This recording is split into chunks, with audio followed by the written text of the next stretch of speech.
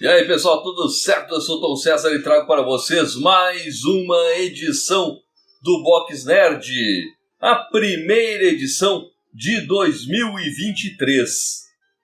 E sabe o que é isso? Ano novo e vida que segue.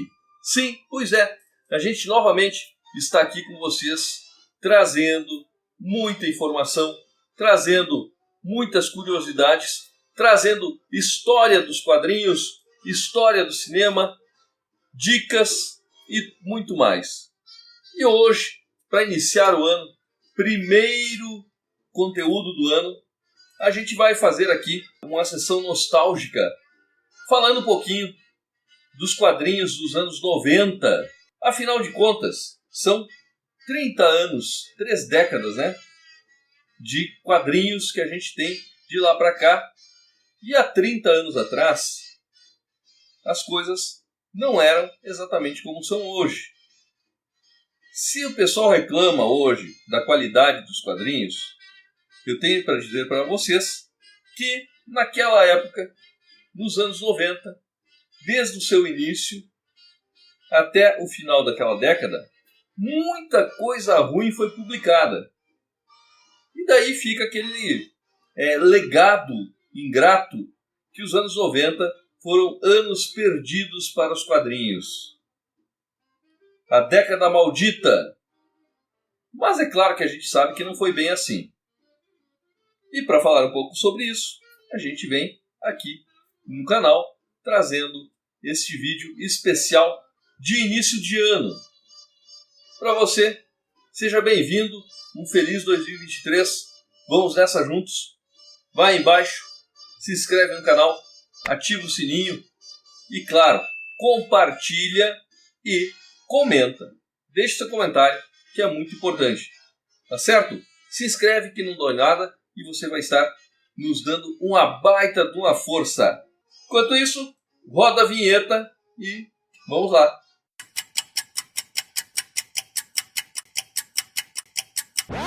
Bom, e aí pessoal? Vamos lá então?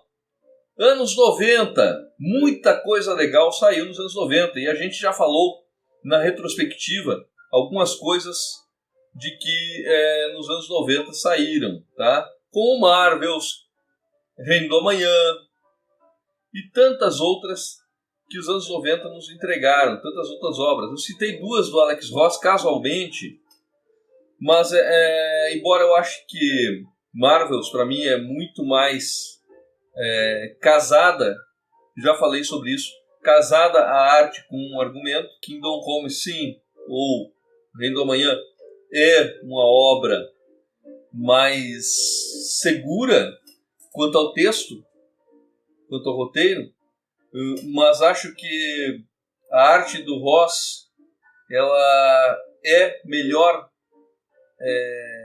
colada ao roteiro em Marvels. E aí pode gerar aí uma polêmica entre vocês que estão assistindo.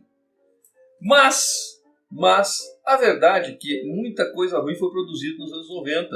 E isso deixa aquele gosto amargo de que os anos 90 foram anos ruins para os quadrinhos. E eu vejo hoje muita gente reclamando dos dias atuais, porque está ruim, porque é ruim, porque o quadrinho perdeu a qualidade, porque o quadrinho não é mais a original como foi antigamente, porque ao invés de fazerem o Superman negro, por que não criam um novo personagem? Porque ao invés de fazerem o filho do Superman ser homossexual ou bissexual, por que não fazem um novo personagem? Mas, poxa vida, olha só, o filho do Superman é um novo personagem, né? E assim vai, reclamações sobre a Miss Marvel, porque ela não é um novo personagem, ela é um novo personagem. Ela é uma nova personagem. Isso fica muito bem explicado. Tem muita gente que não lê os quadrinhos, não leu histórias da Miss Marvel, não leu história do filho do Superman, não leu história alguma de muito tempo atrás para cá e quer opinar. pelo simples fato de que não vai de acordo com o que ele pensa sobre quadrinhos e não vai de acordo principalmente quanto aquilo que ele pensa sobre a vida em sociedade. Esse conservadorismo, que na verdade, nada mais é do que um preconceito disfarçado, rotulado como conservadorismo, isso é prejudicial a qualquer coisa. Claro, logicamente, e você que está aí se sentiu ofendido pelo que eu falei, calma, estou apenas conversando. É claro que existe também, logicamente, o outro lado, que é a indústria querendo implantar certos modelos, o que não é errado. A indústria busca seu lugar ao sol, a indústria busca se manter, a indústria busca sempre lucrar. E ela busca sempre busca sempre lucrar exatamente em cima do que for novidade, do que der retorno e do que for o momento. É isso que a indústria busca, seja ela em qual segmento for. E estamos aqui falando de quadrinhos, mas poderíamos estar falando sobre filmes. Mas vamos falar de quadrinhos. A indústria visa lucro, como todo e qualquer segmento. Sem lucro, não tem como existir. E daí ela vai buscar exatamente aquele ponto onde pode ter um retorno, onde pode haver mais pessoas que consumam. Ela não pode ficar fazendo quadrinhos para velhos de 60, 70, 80 anos. Só ficar focado naquilo ali. Só ficar lançando, eu vou lançar quadrinhos da década de 40, vou relançar quadrinhos da década de 50, vou relançar quadrinhos da década de 60. E sempre vai estar vendendo. Não é assim. Eu vou contratar o desenhista e o arte finalista e o argumentista fulanos e eles vão ter que trabalhar fazendo argumentos e artes correspondentes ao que eram feitos naquela época. Não funciona assim. Tem que sempre buscar a inovação, sempre buscar novos leitores, e daí vem muita discussão a respeito do que seriam esses novos leitores, e muita gente até contesta o fato de que novos leitores, os jovens, não curtem ler, não gostam de leitura, não gostam de história em quadrinhos. Meia verdade. Vamos lá. Com tantas coisas que temos ao nosso redor, com tantas distrações, a mídia, a televisão, o cinema, a internet, jogos de videogame, cada vez mais, é claro que a atenção do jovem ela acaba se perdendo da literatura. E eu não falo só dos quadrinhos, eu falo da literatura em geral. Mas, se algo nessa literatura, se algo nos quadrinhos chamar a atenção e trouxer pelo menos alguma parte desses jovens buscar, captar e trazer para os quadrinhos, que é a intenção, já é meio caminho. Por quê? Convenhamos, o pessoal que hoje lê quadrinhos cada vez reduz mais, e isso não é uma questão do argumento ser ruim ou da arte ser péssima. Não significa isso. Significa o hábito. O hábito de ler começa dentro de casa. Os pais têm que incentivar, os pais têm que apresentar. E os pais não podem apresentarem. Imagina você, pai, você, mãe, apresentando para o seu filho de 12, 10, 11, 12, 13 anos quadrinhos dos anos 60, 70, 80. Qual o interesse que ele vai sentir nisso aí? O mangá, ele se renova. E por isso tantas vezes eu vejo reclamações em grupos de WhatsApp especializados em quadrinhos, discussões que não levam a lugar nenhum, porque, afinal de contas, a grande verdade é que os mangás tomam conta do mercado exatamente pelo fato de que eles têm diversidade nos títulos e acompanham as tendências atuais. Ah, mas é lá do Japão. Não interessa. A tendência atual, a conversa, a linguagem atual. Ele conversa com o seu leitor. E aquele leitor jovem. Onde alguns quadrinhos de super-heróis conseguem chegar. Onde muitos quadrinhos independentes conseguem também chegar. Conseguem dialogar com o seu público. Conseguem dialogar com o leitor. Conseguem transmitir ao leitor. Então não é uma questão somente do conservadorismo, que também é responsável. Não é uma questão somente do incentivo dos pais, porque se ele incentivar com o produto errado, não vai haver incentivo, e sim distanciamento. E não é uma questão da indústria não buscar uma saída. A indústria está sempre procurando saída. Se não vendeu, não vendeu, cancela. Não vendeu, corta. Isso é algo que é certo, certeiro. Não tem coisa mais certa do que isso. Não está rendendo, não tem saída, não vendeu bem, cancela.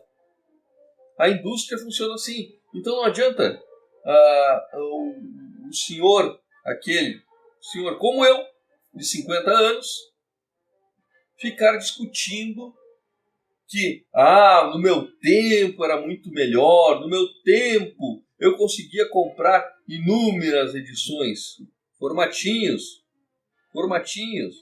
A qualidade editorial, gráfica, comparada com as atuais, era péssima. Mas era tão bom. Claro, a gente não tinha a comparação. É a mesma coisa que uma TV de tubo, lá dos anos 70, 80, comparar com a TV LED de hoje. Então, este é o ponto. Gente, mas voltando ao que importa, no comparativo, nos anos atuais, a reclamação que existe das pessoas sobre a qualidade, a diversidade atual é muito maior. Você não gosta de quadrinhos... Vamos lá. Você não gosta de quadrinhos de terror. Bom, daí você procura um quadrinho autoral. Você não gosta de histórias românticas? Você procura quadrinhos de heróis. Dentro do ramo dos heróis, que é que geralmente a gente conversa aqui, tem diversos segmentos também. Não gosta do filho do Superman bissexual? Não gosta? Procura outro quadrinho. Não gosta da Kamala Khan? Procura outro quadrinho. Não gosta do poderoso Thor? Procura outro quadrinho. Isso vale também para o cinema. É claro que a gente critica, eu mesmo critico toda hora. Eu falo mal do Thor Ragnarok, falo mal do Thor Amor e Trovão e vou continuar falando. Falo mal do Morbius, porque a gente quer que melhore, que tenha qualidade. Não impede, é lógico, de você que está aí ler uma revista determinada, A ou B ou C, e achar ela ruim. É todo direito seu criticar e falar o que pensa sobre determinado produto. O que não podemos é rotular como tudo que sair naquela linha, naquele segmento, com aquele pensamento, ser ruim. E é claro que não é. É claro que não é. Então, nem tudo também que vem com um viés conservador é ruim. Nem tudo é ruim. E existem tantos quadrinhos importantes por aí que eu já ouvi. Eu ouvi numa feira do livro, há muito tempo atrás. Eu estava passando e olhando os livros e eu vi a edição de Maus ali. E na época eu não tinha nem pensamento de comprar porque não tinha dinheiro, tá? E eu estava passando, dei aquela olhada, assim, olhava. Tu vai na feira do livro às vezes só para olhar, né? Só para se sentir bem olhando as edições. E daí tinha aquela edição de Maus e eu estava olhando assim e de repente chegou alguém. Isso não foi agora há pouco tempo, gente. Isso faz muito tempo. Há cerca de mais de de 5, 6 anos atrás, acho que talvez 10 anos até. E alguém parou na banca e falou que aquela edição não poderia ser vendida, porque era uma apologia ao nazismo. É mais ou menos o que eu falo de algumas pessoas que criticam alguns determinados quadrinhos, que não leem, não sabem sobre o que é, não sabia, nesse caso, nem que era quadrinho, né? E estava ali pregando algo, cobrando algo que não era o correto. Sem saber, às vezes, você comete erros. Então, o melhor sempre é ler, estar por dentro e daí poder criticar com propriedade. Não, o quadrinho mal saiu lá fora, ninguém viu, só viram a capa. E daí estão aqui dentro criticando. Os anos 90, como eu falei antes, foram ruins, de certa maneira? Foram. Mas muitas obras dos anos 90 merecem ser revisitadas. E aí eu vou entrar naquele ponto, e eu fiz toda essa marola para chegar a um ponto crucial e me render a algo. A saga do clone. Gente, a saga do clone, para mim, a minha recordação é que ela foi terrível, muito ruim.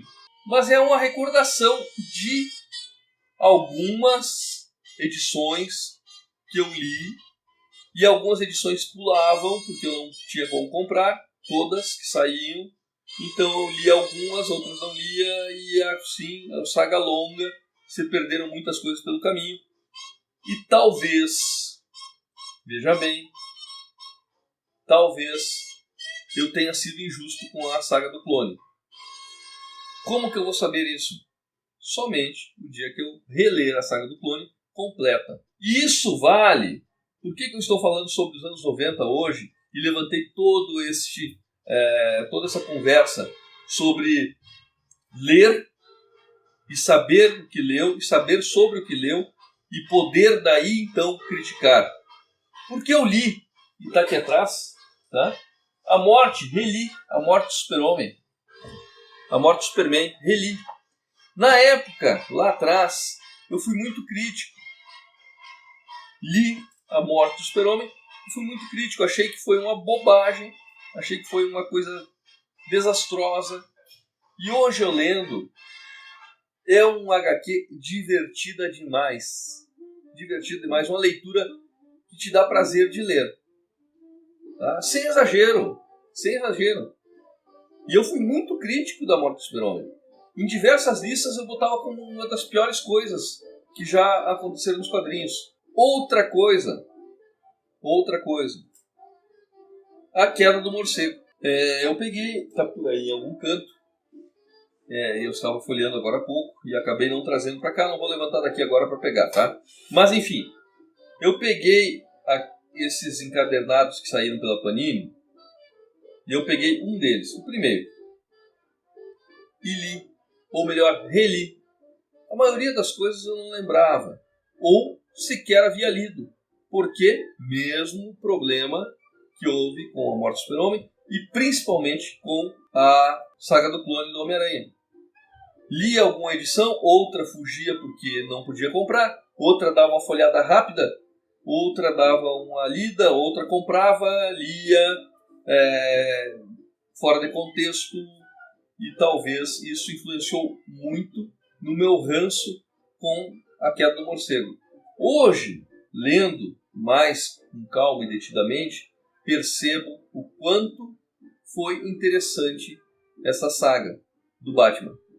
O quanto a DC foi, digamos, em sentido de marketing, genial, aproveitando o momento de um e de outro herói, dos dois maiores heróis. Talvez pudesse ter aproveitado algo com a Mulher Maravilha, talvez pudesse ter feito mais coisas. E é claro, logicamente, que a gente vai chegar aí num ponto onde tem a Image, que também teve um papel crucial na representação de quadrinhos ruins, quadrinhos com qualidade baixa no sentido de roteiro, de argumento de ideias originais, porque não eram ideias originais, eram simplesmente imagens. E o nome da editora já dizia isso. Mas dentro da própria Image existiam coisas bem legais, tá? Bem legais. Em algum momento eu vou trazer aqui para vocês, mas só para deixar vocês a par. Por exemplo, o Savage Dragon eu achava muito bacana e peguei toda a coleção agora há pouco tempo e li toda de ponta a ponta. E que quadrinho bacana, que humor legal, muito legal. Então, se alguém quer ainda falar alguma coisa sobre os anos 90, eu peço que você leia atentamente algumas coisas que saíram nos anos 90, deixe seu ranço de lado, deixe a sua memória afetiva, que não deixe que ela atrapalhe, tá? Você que naquela época não gostou do que saiu, e você que gostou de tudo que saiu, pelo amor de Deus, releia, porque tem coisa muito ruim mesmo, tá? E para você que está vivendo os tempos atuais e que está colecionando, que está comprando e que vai às bancas, pouquíssimas bancas ainda sobrevivem, mas para você que vai aos comics shops, que vai comprar pela internet e que vê alguma notícia de um quadrinho novo que está saindo com uma ideia que talvez vá contra a ideia que você tem sobre a sociedade, primeiramente dê uma chance. E eu falo isso de vários quadrinhos, como eu já disse aqui antes. Vale tanto para quadrinhos que querem ser vanguarda, que querem estar à frente do seu tempo, que querem lançar coisas novas e que usam talvez um produto já existente ou uma marca já existente para consolidar aquela ideia. Como já falei aqui, a ideia do filho do Superman, que eu não vejo problema nenhum, não vejo mesmo. Ou um quadrinho como Doutrinador, Destro e tantos outros. Leia primeiro, critique depois, se tiver razão para isso. Tá bom? Então, ao pessoal que curte quadrinhos, indiferente do tipo de quadrinhos que você curta, dê chance para as novidades, abra um pouco a sua mente, leia mesmo, não faça só folhear a revista, não gostou do desenho, o desenho não te pegou, mas dá uma chance para o texto. O texto é muito moderninho, o texto é lacrate, é lacração. Para com isso. Leia, depois você critica. Tá certo? Então, essa aí é a minha abertura de ano novo, de 2023. Mente aberta para todos. Satisfação de estar com vocês novamente. E a gente está junto aí para apresentar novidades em 2023. Novos quadrinhos, novas ideias, novas revistas que estão chegando, novos autores que vão chegar. A gente não pode ver só de passado com John Byrne, Jorge Pérez e tantos outros que passaram, alguns vão passar, mas os quadrinhos vão permanecer. Valeu, pessoal, forte abraço e tamo junto 2023, entrando com tudo aqui no Box Nerd. Valeu!